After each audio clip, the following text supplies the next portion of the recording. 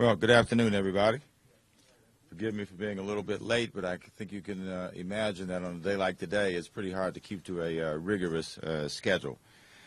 I think you know that we are here in the Snow Team's command center, and the purpose of this gathering is to be able to outline the actions that we're taking across multiple district government agencies to keep the public safe during not only the snowstorm, but also the extreme cold, some of which we've had experiences with already up to this stage in the last 2 or 3 weeks, and what we're going to do through the end of this week, because we expect this to last until the end of the week, if not beyond. I suspect that this morning there were people who questioned the decisions that were made. First of all, the Federal Office of Personnel Management, which decided to close the federal government, and then our decision to go ahead and close the district government, because at the time we made those decisions, there wasn't one flake afoot. But I think as we look at now the conditions outside, hopefully it is clear that it was the right decision to make. And, of course, we got snow now that is falling at an increasingly rapid pace across the city, and the temperatures now have dropped to below freezing levels, which makes the conditions even more treacherous because of the freezing that will come with that. I think you know, and hopefully goes without saying, that my greatest responsibility is to be able to keep the public safe, and these conditions are simply too dangerous to do otherwise than what we've done already. And, of course, we closed our schools. We did that last night in concert, actually, with the other jurisdictions in the area. I don't think that there are any schools in the region that are open today. And part of that decision was to keep people off the streets, you know, parents not having to take their children to school. And in addition, closing the district government kept even more people off the streets so that we can work hard to try to get the streets cleaned up, keep them clean, and get them cleaned up. This is the first really significant, I would say major snowstorm that we've had in the last 3 years. And I want to thank our snow team, first of all, because they are clearly ready to respond. They've, in fact, already been responding for several hours and getting ready for this. For those of you who don't know, we actually have rehearsals that are done to be able to get ready for these events. Some of you may have been at or familiar with what we did on November 1st, and that's when we brought DPW and DDOT together to actually deploy as they would deploy on a day like today, so that people know exactly what they need to do when these moments come.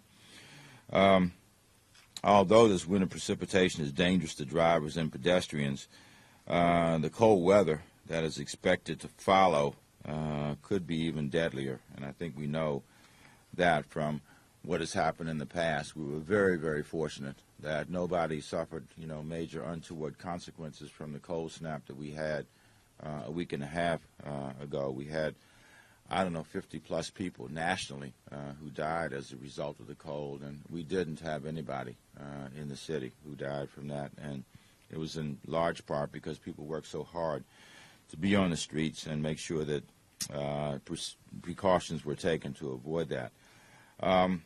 We've got our human services agencies. We've got all of our agencies really that are equipped to respond to those things that they do best. And we're especially focused on people who are homeless.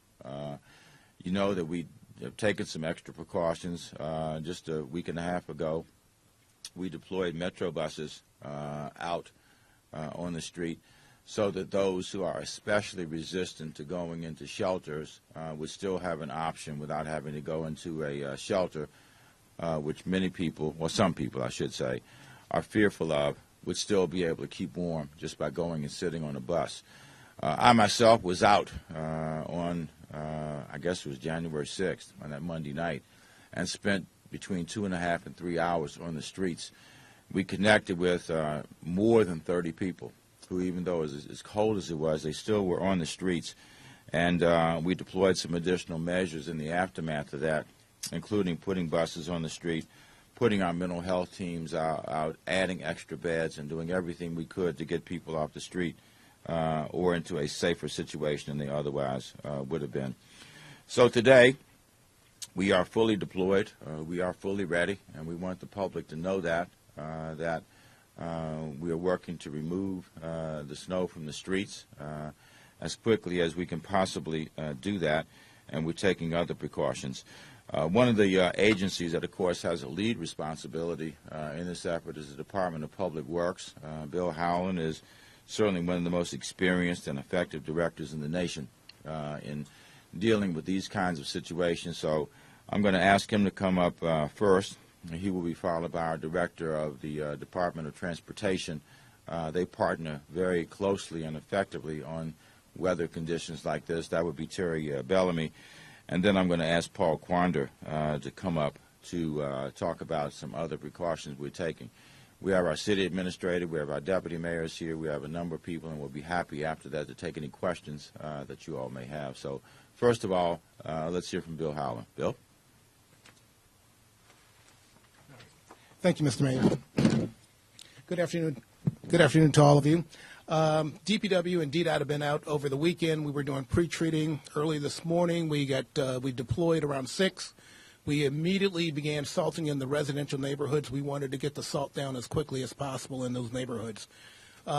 We then, one of the issues, though, for us is that the cold temperatures, the salt is not going to be as effective as it would be around 30 degrees.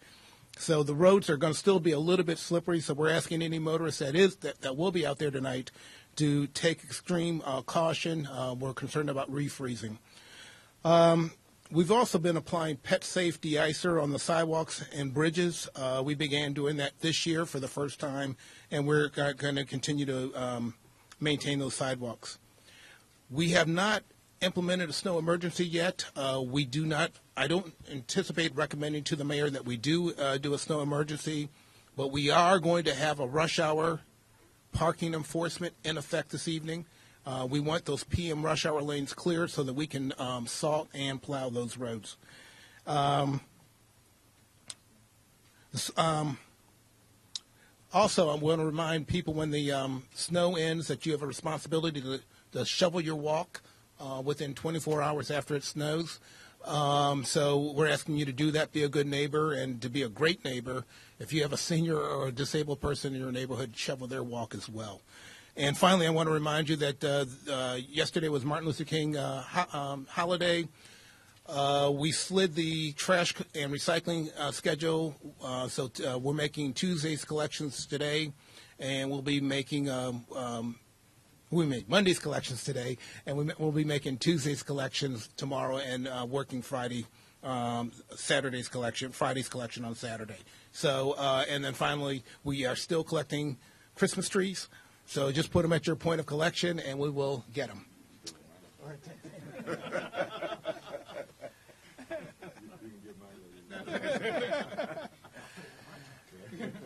Good afternoon.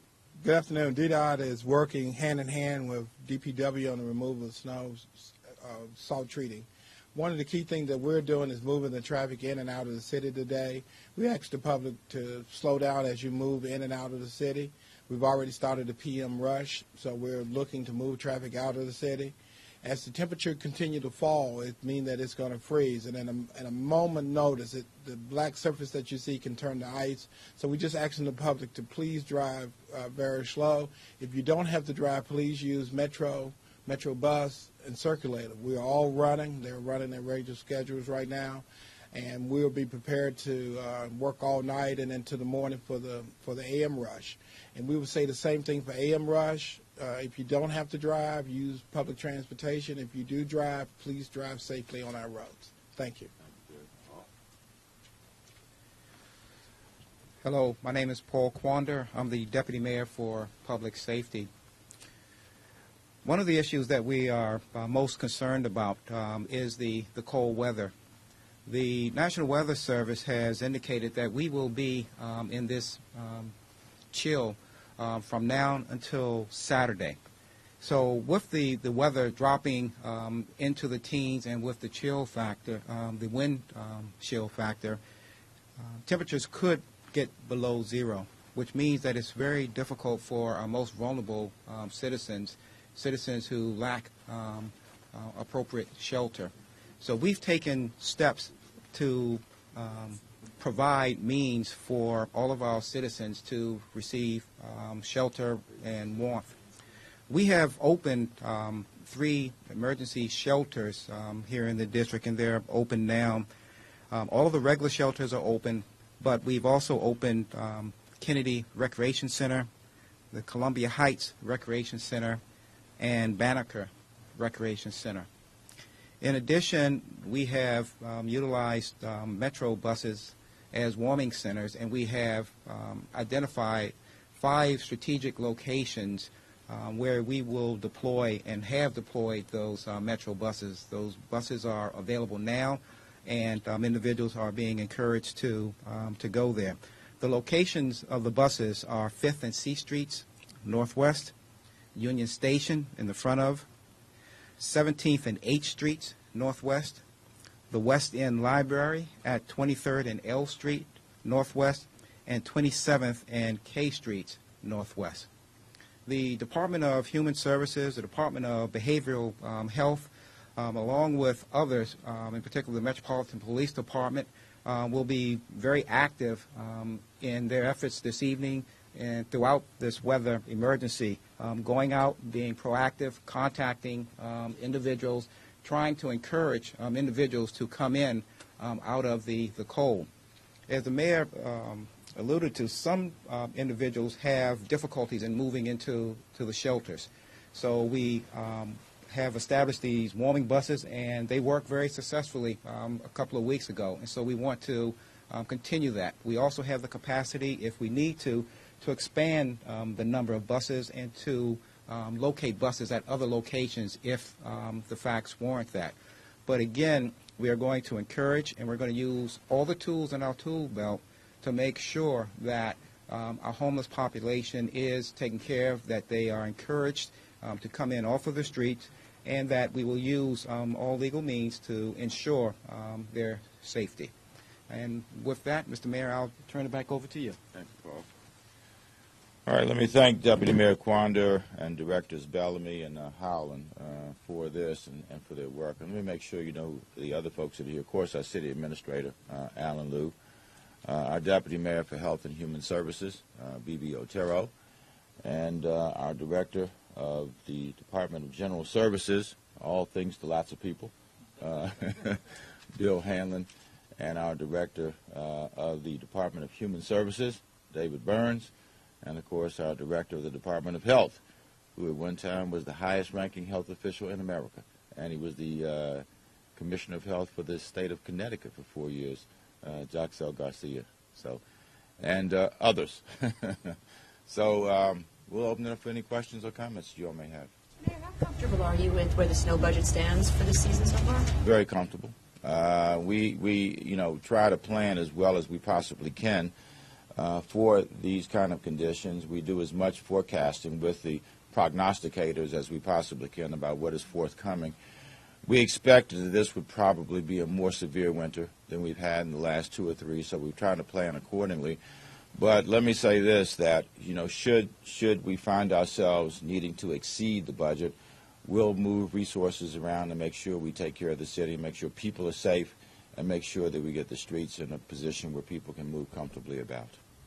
You're welcome. Mr. Mayor, if things hold up, hold to the forecast, and the snow starts to taper off this evening, 9, 10 o'clock, do you anticipate being able to return the schools and the city government to normal operations tomorrow? I think we'll make that decision when it comes, Mike. I don't want to get out in front of ourselves and say something that may prove not to turn out to be the case. I would appreciate if you all would give us more time on that so we can get the prognosis from the meteorologists, and we'll make what we think is the most responsible decision.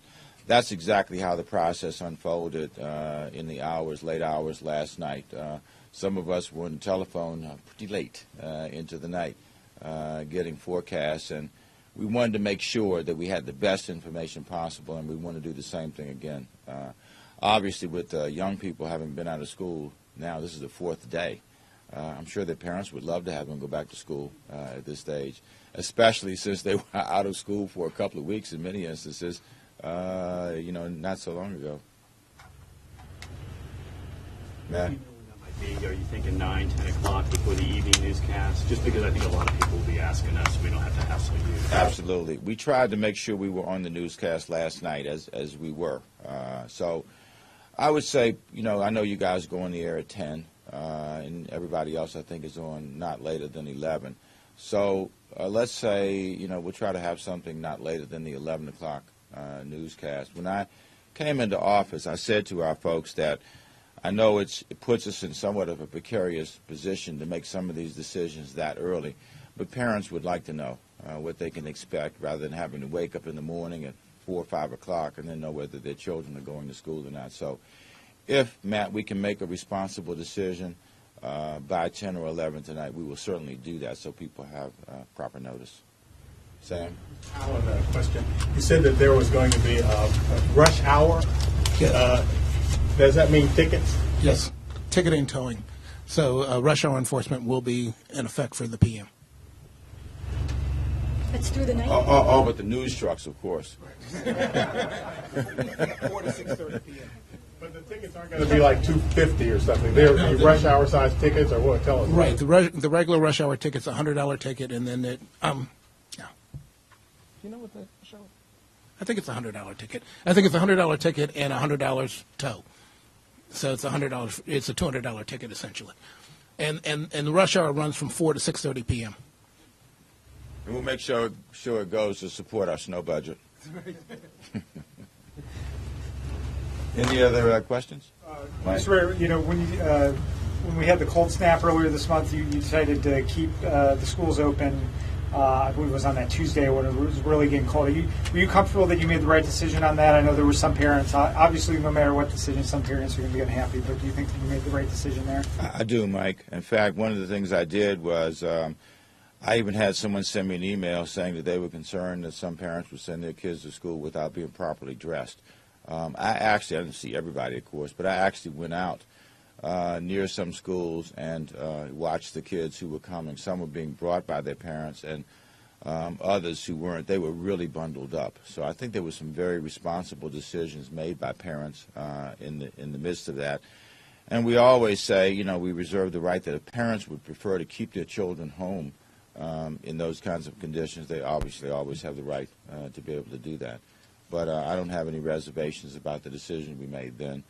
We try to make them for the right reasons, and we're happy to share with people what those reasons are when we make the decisions.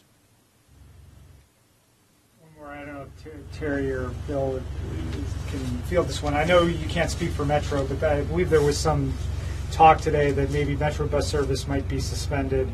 I know you mentioned Circulator. Circulator is going to keep running no matter what. And have you heard anything from Metro on whether they might suspend bus service? Right now, Metro is still operating both bus, rail, and they operate Circulator for us. I think early on they were saying that if we got up to the 8-12 inches, then there may be some modification, but we have not gotten there yet. So we'll be able to. They will be able to put some information out later on this afternoon. I think we have a 3:30 conference call with them.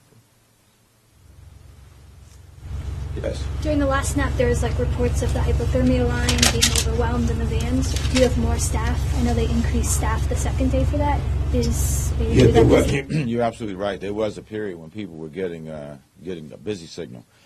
We encourage people to not only use the hypothermia hotline, but to use 311. That might be easier for folks to remember.